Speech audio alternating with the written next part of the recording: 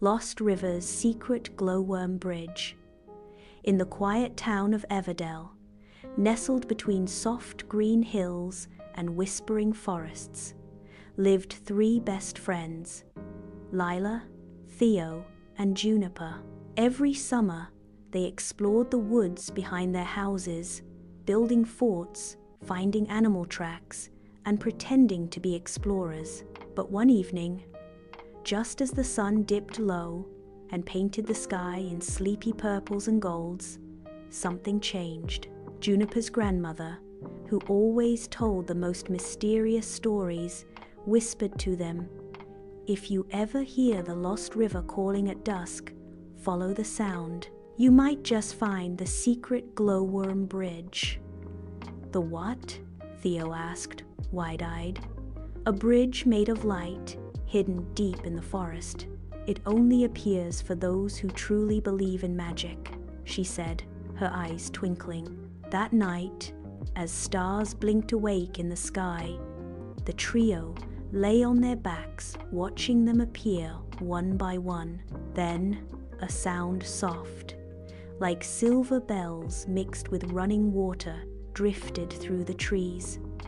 The Lost River was calling. Without a word, they stood, packed their flashlights and snacks, and tiptoed past sleeping houses into the forest. The sound grew clearer with every step, a gentle melody flowing through moonlit leaves and branches that danced with the breeze.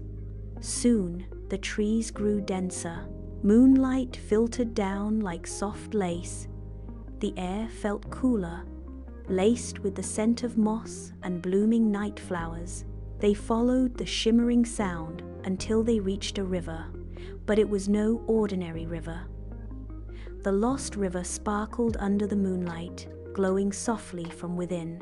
The water wasn't just clear, it was radiant, as if stars had melted into it. The friends stared, hushed by the beauty. "We found it," Lila whispered. "But where was the bridge?" Just then, small lights began to float into the air from under the mossy riverbank.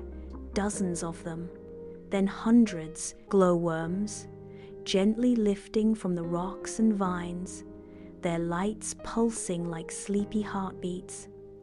The worms drifted above the water, forming strands of golden green light. Slowly, those strands weaved together a shimmering bridge arched across the glowing river, made entirely of glowworms. "It's real," Juniper breathed, clutching Theo's hand. One by one, they stepped onto the bridge. It didn't feel like wood or rope. It felt like walking on warm stardust. The glowworms didn't flinch or scatter. They gently held the children's weight as they crossed, lighting the way forward. As they walked, the forest around them transformed. The trees glowed with soft, mossy patterns. Ferns waved lazily, as if sighing in their sleep. Fireflies joined the glowworms in dance. A family of deer watched silently from the shadows, their eyes reflecting the soft lights. At the center of the bridge, everything became still. The river below them glittered like a dream. A breeze carried the scent of honey and pine. The air shimmered, and for a moment, all sound disappeared. Even their own thoughts seemed to float in peace. It was as if the world had paused just to let them feel the magic. Lila reached into her backpack and pulled out her journal, scribbling. "Tonight, we walked on a bridge of light. I think we found the heart of the forest." As they continued to the other side, the bridge slowly began to unravel behind them. The glowworms drifted back to their hidden homes beneath the riverbank, their job complete. The bridge was gone.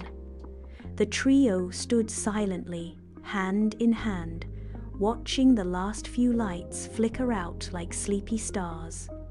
The Lost River had returned to stillness. Only the rippling water and gentle hum of the forest remained. "We should head back," Theo said softly, though none of them really wanted to leave. By the time they reached the edge of the forest, the sun was just beginning to stretch its golden arms over the horizon. Birds chirped awake. The world stirred gently from sleep.